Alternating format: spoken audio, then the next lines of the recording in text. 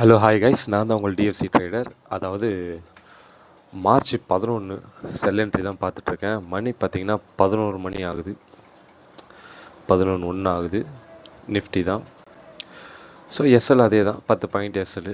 Target இந்த low பார்ப்போம். இந்த கருப்பு கலர் லைன் வந்து என்ட்ரி தொட்டுதுனா என்ட்ரி ட்ரிகர் ஆகிடுவாப்பில். லெட்ஸி எப்பயும் போல தான். ஸோ நான் இங்கே என்ட்ரி பார்த்துருந்தேன். பட் ஆனால் இங்கே பிரேக்கர்லேருந்து வந்துட்டான். நம்ம இவ்வளோ பெரிய எஸ்எல்லாம் பார்த்துட்ருக்க முடியாது. ஏன்னா நமக்கு ஆர்ஆர் ரொம்ப கம்மியாக வருவாப்பில். ஸோ அதனால் இங்கே பார்த்தீங்கன்னா 1:1 தான் வருது.